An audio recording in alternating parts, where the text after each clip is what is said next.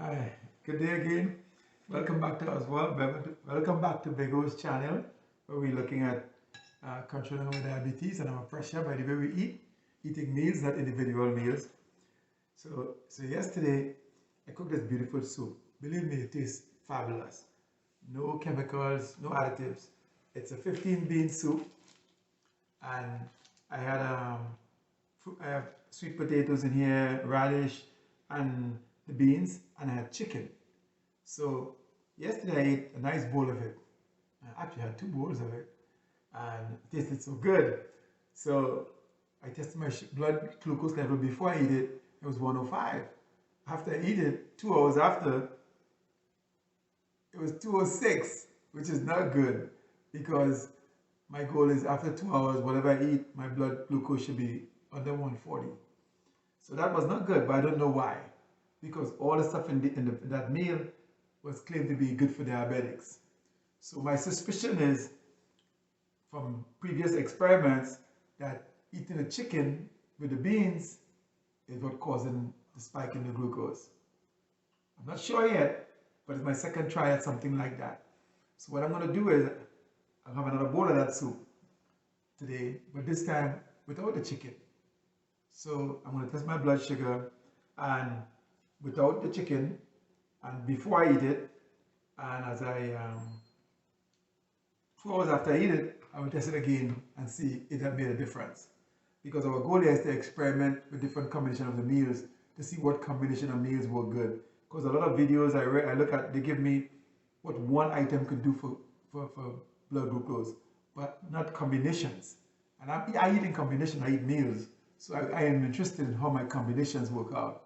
Because by itself, the chicken is fine. By itself, I think the bean is fine. But together, they're not fine. So I'm going to find out this morning, okay? So let me just take a quick um, initial um, initial blood sample here.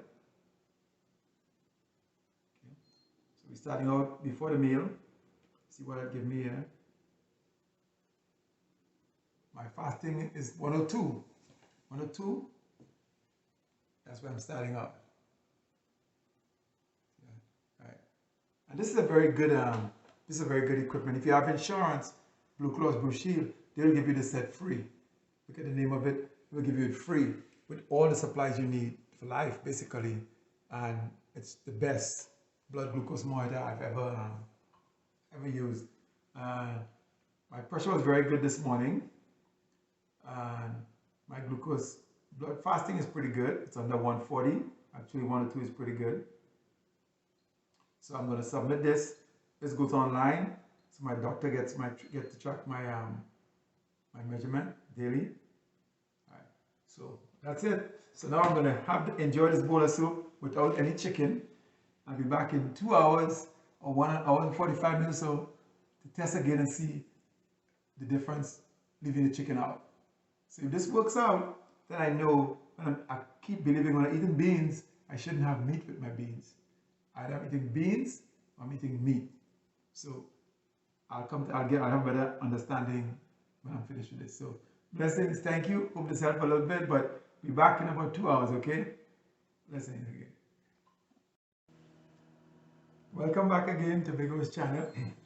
Well, it's been two hours since I ate that beautiful bowl of soup, 15 bean soup, but I took out the chicken and I started at early on at 102, and now I am going to check my blood sugar again to see if my theory that the chicken and the beans together caused my spike the last time. So let's see now. I'm going to do a little sticking right now. Very easy. No set of stress. This is really good equipment here. It works really, really, really good. Here we go. Check in. Okay. 2 hours later, 130. Under 140, hitting my goal. See? Hit my goal. Let me submit this. After lunch. Feel fine. Submit. So, my theory seemed to be correct. When I eat the beans, put another protein, the meat, the chicken, I was 206 after 2 hours. I eat the exact same food. The beans soup with the sweet potatoes and radish. And after 2 hours, I'm under my 140. If I had added a chicken, if I ate a chicken too, I'd be spiked high again. So I can eat a chicken, but I look like I can't eat chicken with beans. It's the second meal I tried with that. Second meal I tried with chicken and beans, and I spiked really high. So what I realized is now I have to eat a protein meat by itself and do not add beans with my protein meat. So I'll have to do it separate in order to balance my blood sugar. So I think I'm correct, and that's the reason why I am looking at the food as a meal, not as individual, because if you look at each meal individually, each item individually, it fools you into thinking it's okay. When you combine them, you're either increasing the carbohydrates, you're increasing the protein, you're increasing something that is causing your body to deal with a lot of insulin, to produce lots of insulin. So the combination could be bad. So I'm working on mostly combinations of food because, like I said, we eat breakfast as a meal, we eat lunch as a meal, we eat dinner as a meal.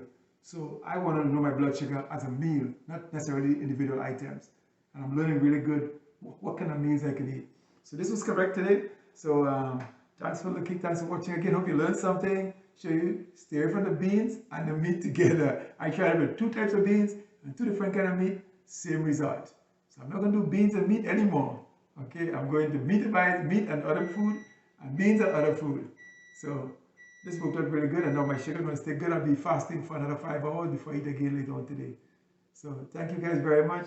Come back to my channel for more good videos and more variety of meal I'll be eating. Let me know. Maybe sure I'll cook some of them again, okay? Alright, see you. Bye-bye.